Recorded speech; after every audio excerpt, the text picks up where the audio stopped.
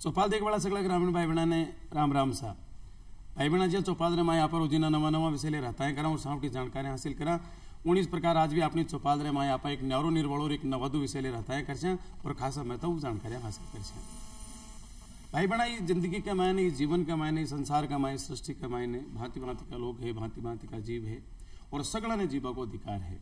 सगड़ा के प्रति हर एक जीव को दायित्व है कि वे के प्रति प्रेम और स्नेह से रहे। सर्वे भवन्तु सुखिनः सर्वे सन्तु निरामया सर्वे भद्राणि पश्यन्तु मां कश्चित् दुख भाग भवेत्। अपनी भारतीय मूल परंपरा है और आप रियल में परंपरा ने जिकी ने निभारिया भी हाँ आप सगड़ा सु रहे और लेकिन सरकार जिकी है वो एक दायित्व है। सरकार एक माइत की भूमिका निभावे। ये माइत को हमेशा मन ये है कि जो थोड़ो कमजोर हुए भी टाइप पर को ज्यादा लाड रखे तो भी प्रकार जिकी अपनी सरकार है चाहे वह भारत की केंद्र सरकार हो चाहे अपनी राज्य सरकार है वह जगह आपका दिव्यांग भाई बहन अपना वहाँ के प्रति कुछ योजना में लेर काम करें जिससे वहाँ को जीवन भी सुगम हो सके। तो भाई बहन आज आप का विषय ने ले रहता है कर और खासा जानकारी हासिल कर आपनो आज को विषय है सुगम्य भारत के साथ जाग्यो भारत को विश्वास। तो आज एक जानकारी आपने बीच पधार्या है श्री संदीप कुमार जी जिका विशेष योग्य जन जो निदेशालय भी कमाई निदेशक पद पर आपकी सेवा में दे रहा है। संदीप कुमार जी आप चौपाल स्टूडियो में घणो घणो स्वागत है। नमस्कार। और साथ ही साथ भाई बहना आपने बीच पधार्या है सुदीप जी भी इसका दिव्यांग जन है बाकी सामाजिक अधिकार है वहाँ के प्रति सामाजिक सेवा का जितना भी पावन है आपकी मर्जी से उठा रही है और वहाँ की सेवा कर रही है। तो सुदीप जी आपको चौपाल स्टूडियो में घणो घणो स्वागत है। सो पहली संदीप कुमार जी आप बताओ कि वो जो आप 3 दिसंबर के दिन विशेष योग्यजन या दिव्यांग दिवस मना रही है पूरा विश्व लेवल पर मनाई जाए है अपना भारत में अपना राजस्थान में भी मनाई जासी। तो ये मौका पर आप कहीं कहीं गतिविधियां करशो कि बा विशेष योग्यजन भी उठा पड़े कि बा का कहीं कहीं अधिकार है। बिल्कुल राजस्थान सरकार 3 दिसंबर को विश्व दिव्यांगजन दिवस है जो प्रतिवर्ष मनाती है। इस अवसर पर जो विशेष योग्यजन जो भाई बहन है दिव्यांग भाई बहन है जो बेहतर कार्य कर रहे हैं किसी भी क्षेत्र में कला संस्कृति खेलकूद किसी भी क्षेत्र में वो एक उत्कृष्ट कार्य कर रहे हैं दिव्यांगता होने के बावजूद तो राज्य सरकार उन्हें इस अवसर पर उन्हें सम्मानित करने का कार्य करती है। साथ ही साथ इस क्षेत्र में जो स्वयंसेवी संस्थाएं जो कार्य कर रही है उनको भी 3 दिसंबर को विश्व दिव्यांगजन दिवस पर सम्मानित करने का प्रयास किया जाता है। और जो क्योंकि ये क्या है कि राज्य स्तरीय कार्यक्रम है ऐसे व्यक्ति और संस्था जो राज्य स्तर पर सम्मानित होते हैं उनके अलावा जो इस फील्ड में जो काम कर रहे हैं इस क्षेत्र में जो काम कर रहे हैं उनको जिला स्तर पर भी जिला कलेक्टर महोदय के माध्यम से सम्मानित करने की कार्रवाई की जाती है। इस अवसर पर राज्य सरकार द्वारा जितनी भी योजनाएं संचालित की जाती है उनका अधिक से अधिक प्रचार प्रसार हो अधिक से अधिक दिव्यांगजनों को लाभान्वित इसमें किया जाए इसके लिए प्रयास किया जाता है। जैसे कि इस वर्ष 5000 स्कूटी जो है दिव्यांगजनों को वितरित की जाएगी। 3 दिसंबर को इसी अवसर पर इस स्कूटी योजना का शुभारंभ किया जाएगा। इसमें इसके पश्चात मार्च तक ये स्कूटियों का वितरण प्रत्येक जिले में जो चलन निशक्ता वाले दिव्यांगजन है उनको इनसे लाभान्वित किया जाएगा। तो एक महीने जगह दिव्यांग भाई बहन है जी आप बताए कि कला संस्कृति का क्षेत्र में चाहे खेल का क्षेत्र के महीने मान पुरस्कृत कर तो बिक के लिए कटे अप्लाई करी है कहीं या के प्रकार से अप्लाई करे कि भैया मान लो एक बहुत अच्छो कवि है एक मान लो एक बहुत अच्छो गायक कलाकार है अब वो अप्लाई करे नाम के लिए तो वो कठे करे। बिल्कुल प्रतिवर्ष भारत सरकार द्वारा और राज्य सरकार द्वारा 3 दिसंबर पर सम्मानित करने की कार्रवाई की जाती है। इसके अंतर्गत प्रत्येक वर्ष सितंबर माह के आसपास भारत सरकार द्वारा और राज्य सरकार द्वारा आवेदन आमंत्रित किए जाते हैं। आवेदन संबंधित जिला कलेक्टर जिस भी जिले के जिला कलेक्टर हैं वहाँ प्रत्येक जिले में हमारे जो सामाजिक न्याय अधिकारिता विभाग उनके जिलाधिकारी हैं वहाँ आवेदन करें। आवेदन करने के पश्चात उनके आवेदन की जांच करके और आवश्यक दस्तावेजों के साथ भारत सरकार और अगर राज्य सरकार का जो अवार्ड पुरस्कार वितरण समारोह है तो राज्य सरकार के यहाँ आवेदन जमा करवाए जाते हैं।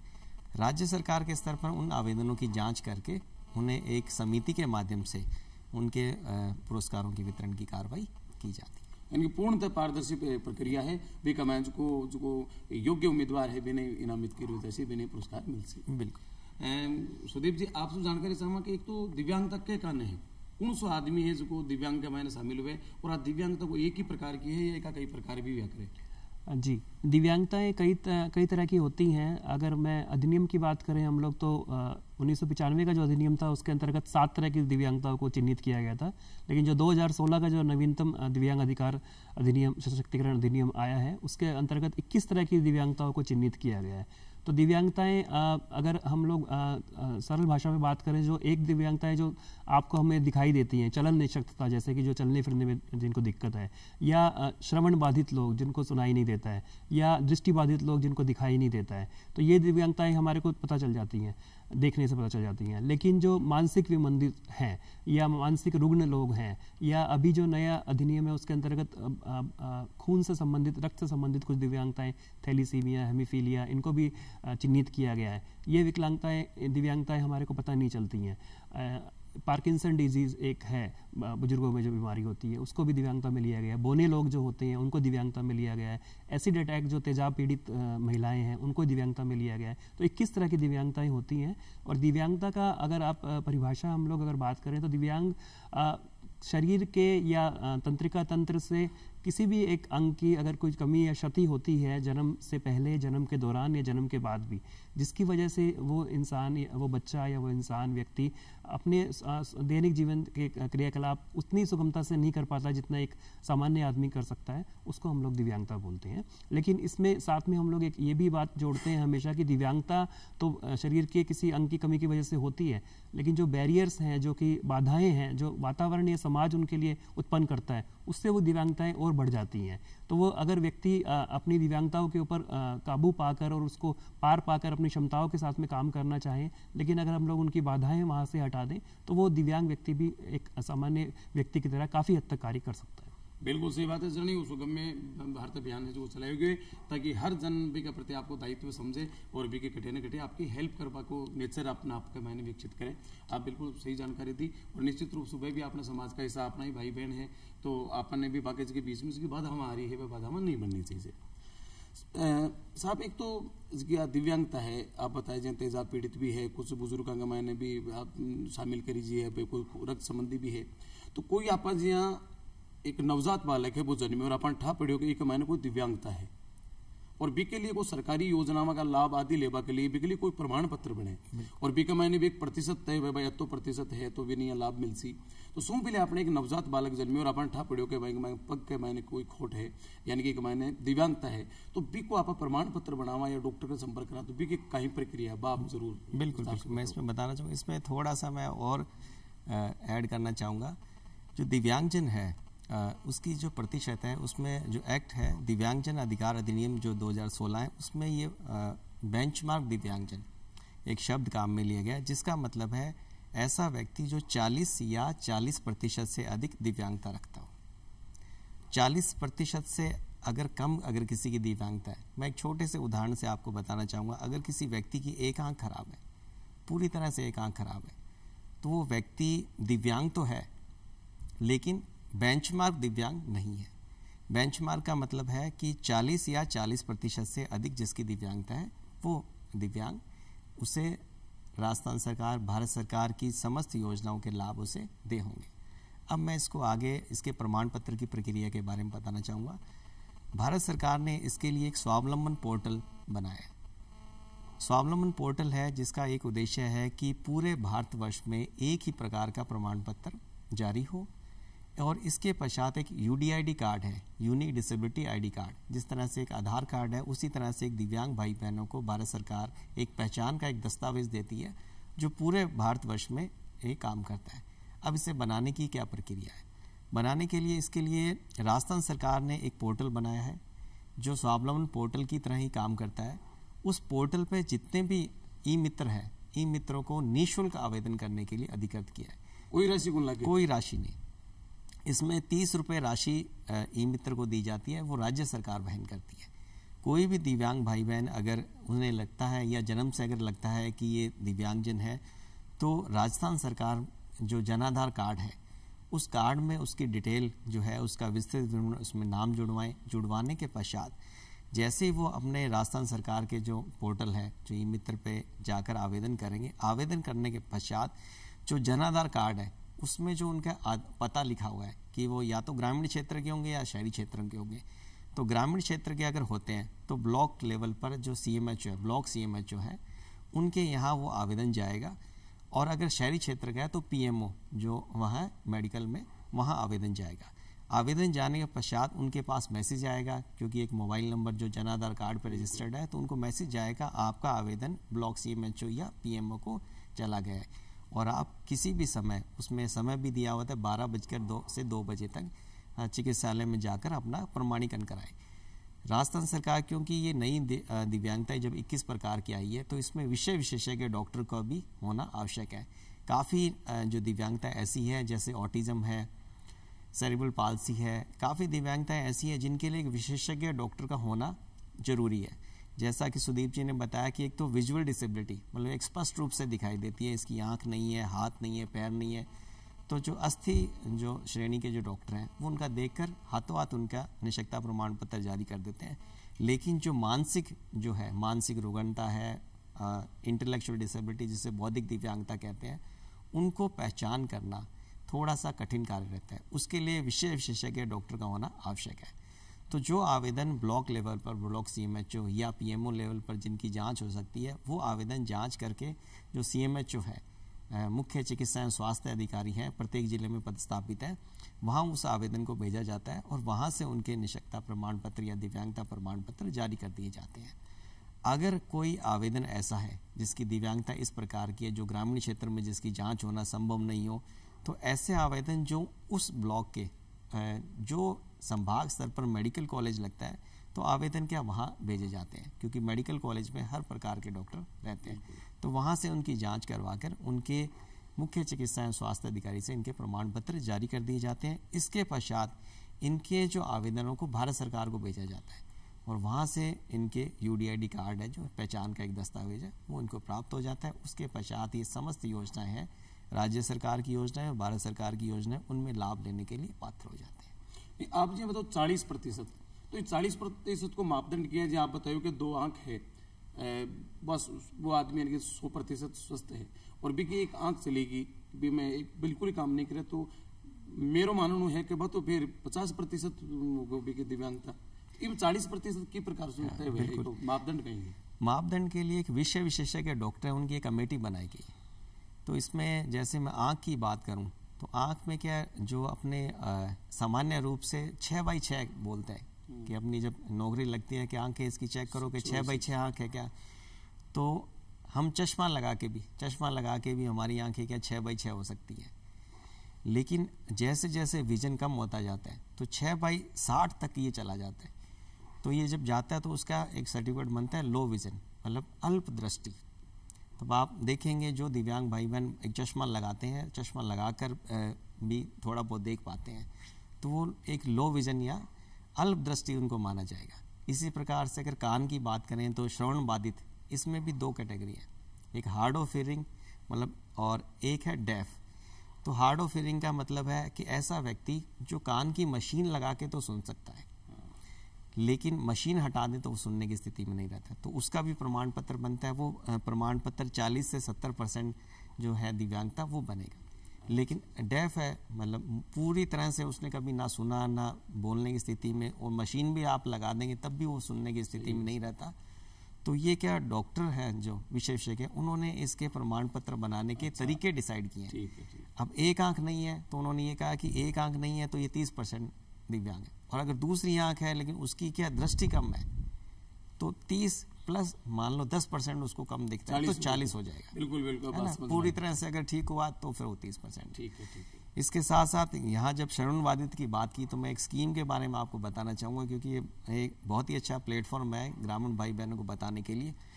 जैसे श्रवण बाधित हैं, 0 से 5 वर्ष के अगर कोई बच्चे हैं, अगर जैसे ही कोई बच्चा अगर चिन्हित हो जाता है कि श्रवण बाधित है, ये सुन नहीं पाता, तो भारत सरकार की एक योजना है कोक्लियर इम्प्लांट।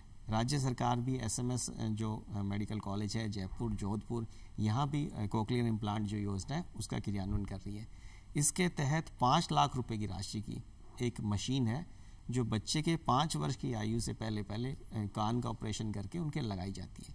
उसके बाद निरंतर अभ्यास करके लगभग साल से 2 साल बाद वो बच्चा सामान्य जीवन जीना शुरू कर देता है।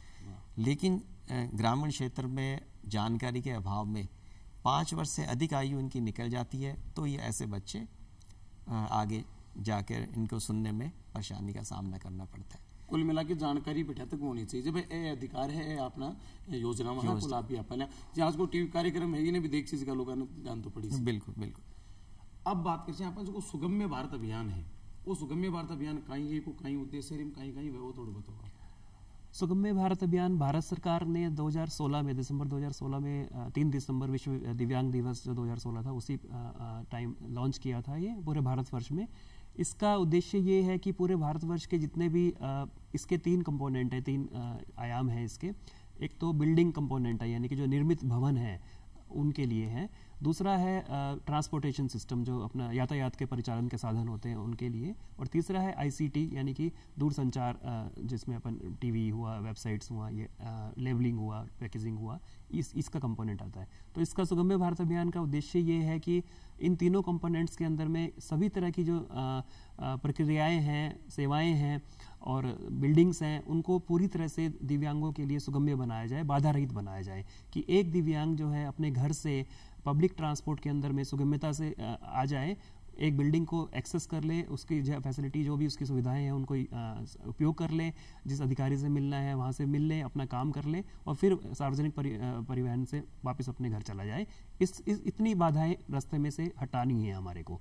तो इसके अंतर्गत भारत सरकार ने पूरे राज्यों के अंदर में इसका जो प्रथम चरण था उसके अंदर में जितने भी सभी राज्यों की राजधानियाँ थी उनके अंदर में 50 प्रमुख इमारतें, सरकारी इमारतें जहाँ पर कि सबसे ज़्यादा लोगों का आवागमन होता है उनको चिन्हित किया और उनको बैरियर फ्री बाधा रहित बनाने के लिए और उनको सुगम्य बनाने के लिए फंडिंग दिया। और वो जैसे कि संदीप जी ने बताया कि जयपुर के अंदर में राजस्थान सरकार ने 80 बिल्डिंग्स की लिस्ट भेजी थी, तो 80 बिल्डिंग्स में से 70 बिल्डिंग्स जो हैं सुगम्य हो चुकी हैं और 10 बिल्डिंग्स का काम अभी बाकी है, वो भी जल्दी सुगम्य हो जाएंगी राजधानी जयपुर के अंदर में। दूसरा जो ये इमारतों की बात है, दूसरा आपका सार्वजनिक परिचालन के अंदर में जितने भी अगर एयरपोर्ट्स की बात करें तो अंतर्राष्ट्रीय हवाई अड्डे और घरेलू हवाई अड्डे ये पूरी तरह सुगम्य हो चुके हैं। बड़े स्टेशन जो हैं क्लास ए कैटेगरी के, A1 कैटेगरी के, वो सुगम्य हो चुके हैं। दूसरी कैटेगरी के स्टेशन, रेलवे स्टेशन वो सुगम्य होने बाकी हैं अभी, लेकिन उनके अंदर भी काफ़ी सुविधाएं आ गई हैं। जैसे अभी ग्रामीण भाई बहन अपने देखते होंगे अगर स्टेशन पर जाते हैं तो अभी उनको व्हील चेयर जो हैं आपको स्टेशन मास्टर के पास में मिल जाती हैं, या प्लेटफॉर्म के अंदर में भी एस्केलेटर्स जो लिफ्ट लगी हुई हैं एक प्लेटफॉर्म से दूसरे प्लेटफॉर्म पर जाने के लिए, या दिव्यांगों का जो डिब्बा होता है वो एक एज के ऊपर में, एक किनारे के ऊपर में लगता है जिससे कि उनको पता चले कि हम इस डिब्बे के अंदर में हमें जाना है। ऐसे ही पब्लिक ट्रांसपोर्ट की जो बसेज हैं, जितनी भी राज्य सरकार की अंडरटेकिंग की जो बसेज होती हैं उनको लो फ्लोर बनाना यानी कि नीची हाइट की बनाना, जिससे कि व्हील चेयर के साथ में या बैसाखी के साथ में या दृष्टिबाधित आदमी आसानी से उसके अंदर में चल पड़े, ये यातायात के साधन हो गया। इसी प्रकार जितनी भी जो सरकारी वेबसाइट्स हैं उनको सुगम्य बनाना कि कोई भी दिव्यांग हर वेबसाइट्स के अंदर से अपनी सूचनाएं जो हैं एकत्रित कर सके, अच्छे से वेबसाइट चला सके। इसके अंदर में जैसे नेत्रहीन दृष्टिबाधित लोग जो होते हैं वो 2 तरह की वेबसाइट से की तरह यूज़ कर सकते हैं, टेक्स्ट टू स्पीच और स्पीच टू टेक्स्ट। मतलब वो जो बोलेंगे वो टाइप हो जाएगा और वो जो टाइप करेंगे वो हेडफोन के माध्यम से वो सुन सकते हैं, जिससे कि वो वेबसाइट को सुगम्य बना सकते हैं। सुगम्य भारत अभियान के अंतर्गत एक जो महत्वपूर्ण इसका आयाम है वो ये है कि ये सभी पब्लिक यूज़ बिल्डिंग को यानी सार्वजनिक उपयोग की जो इमारतें हैं उसको सुगम्य बनाने की बात करता है। तो सार्वजनिक उपयोग की इमारतों के अंदर में सरकारी इमारतें भी आ जाती हैं और ऐसी प्राइवेट इमारतें भी जिनके जो कि पब्लिक के यूज़ में आती हैं वो भी आ जाती हैं। यानी कि जैसे कि गैर सरकारी विद्यालय, अस्पताल, मॉल, मंदिर, धर्मशाला, गुरुद्वारा, जितने भी धार्मिक स्थल हैं, ये खेल के मैदान, जहाँ पर भी लोगों की आवाजाही हो सकती है और होती है, इनको सुगम्य बनाना है। तो इसके अंदर में काफ़ी काम किया जाना बाकी है, काफ़ी काम हो गया है। अभी पिछले महीने जो सरकार ने इसके ऊपर एक श्वेत पत्र जारी किया था, तो पूरे भारतवर्ष में राज्यों ने कुल सभी राज्य सरकारों ने लगभग 1400 बिल्डिंग्स को पूरी तरह से सुगम्य बना दिया है और केंद्र सरकार की CPWD की करीब 600 बिल्डिंग्स को सुगम्य बना दिया, यानी कि 2000 बिल्डिंग्स को पूरी तरह से सुगम्य बना दिया गया है। तो इसमें काफ़ी काम अभी होना बाकी है और हम चाहते हैं कि हर गाँव के हर चौपाल तक जो है सुगम्यता पहुँचे कि जो एक दृष्टिबाधित आदमी है, व्यक्ति है, या श्रवण बाधित है, या अस्थि चालित है, या मानसिक विमंदित है, वो ग्राम पंचायत तक या ग्राम के बैंक तक या पोस्ट ऑफिस तक या तहसीलदार के ऑफिस में आसानी से जा सकें और अपना काम काज कर सकें। तो इसके लिए अभी काफ़ी काम और किया जाना बाकी है, लेकिन राज्य सरकार की काफ़ी योजनाएं हैं और बड़ी जल्दी से ये इसके अंदर में प्रोग्रेस हो रही है। सुगम्य मतलब अच्छे प्रकार से वो जा सके के बीच में कोई बाधा नहीं रहे। तो जे रेलवे स्टेशन पर एक्सीलेटर लगाना है, व्हील चेयर मिलनी है बेटे, तो एज की जितनी भी सुविधाएं है भी मैंने सामान्य आदमी की तरह वो आपको व्यवहार कर सके, जा आ सके, वही सुगम्य भारत अभियान है। और वाकई में तो बहुत बढ़िया बात बताई और होनी भी चाहिए, क्योंकि बने एक थोड़ी तकलीफ को एक सामना करना ही पड़े है। संदीप कुमार जी, आपसे जानकारी चाहूँगा कि अभी बात रही जीवन का विकास के लिए सबसे महत्वपूर्ण चीज है शिक्षा।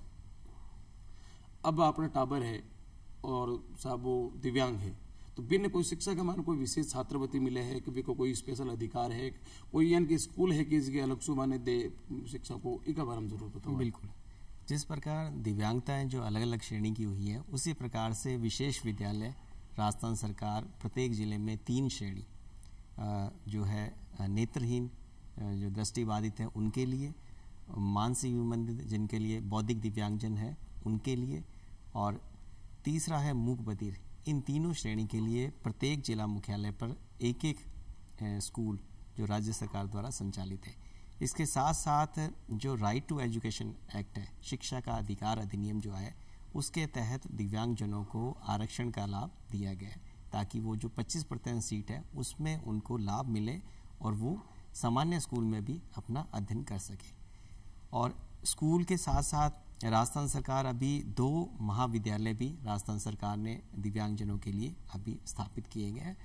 और उच्च शिक्षा की बात करें तो 5% जो सीट है, 5% सीट है उनके लिए आरक्षित की गई है कि दिव्यांग भाई बहन अगर उच्च शिक्षा में कॉलेज में जाना चाहें तो उनके लिए 5% सीट जो है वो उनके लिए आरक्षित रहेगी।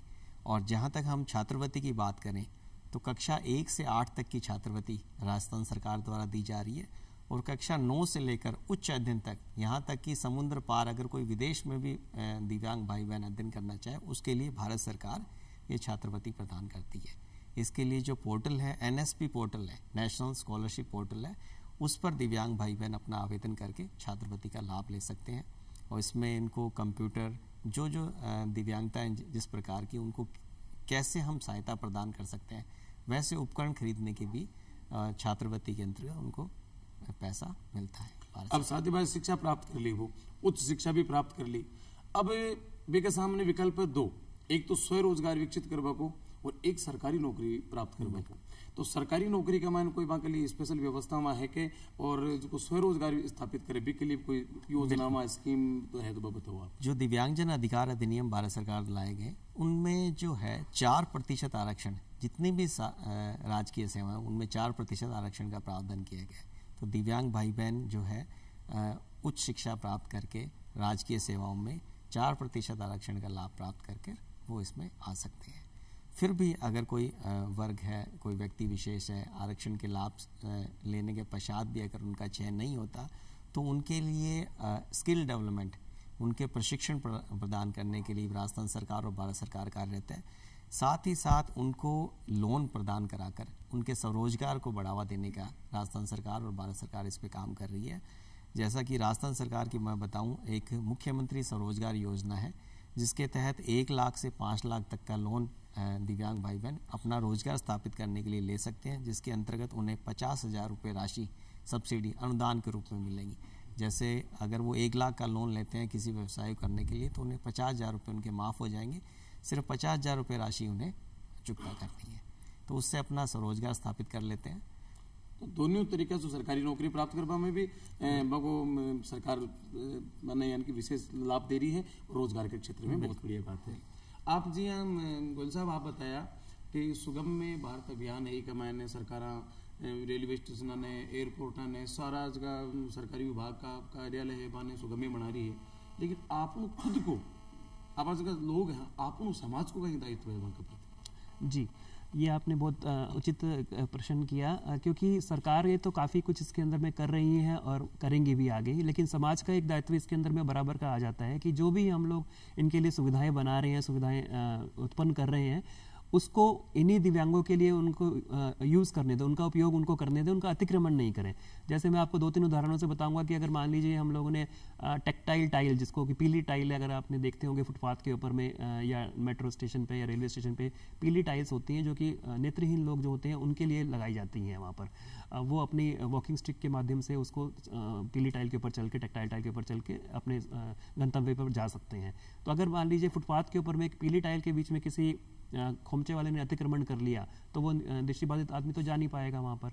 ऐसे ही कोई पार्किंग है, दिव्यांगों के लिए हम लोगों ने हर बिल्डिंग के अंदर में एक पार्किंग बनाई है जहाँ पर उन्हीं की व्हील चेयर या उनकी मॉडिफाइड गाड़ी खड़ी होनी चाहिए। अगर उस पार्किंग के अंदर में एक सामान्य आदमी ने, अधिकारी ने, कर्मचारी ने अपनी पार्किंग लगा दी, अपनी गाड़ी लगा दी, तो वो दिव्यांग उसको बिल्डिंग को एक्सेस नहीं कर पाएगा। इस वजह से भवनों के लिए बताना चाहूँगा, भवन जैसे आप ग्रामीण क्षेत्र में देखे हैं कि जितने भी भवन बने सरकारी, उसमें क्या एक जाल लगाया जाता था जिसको काऊ कैचर कहते हैं कि गाय अंदर नहीं आ जाए।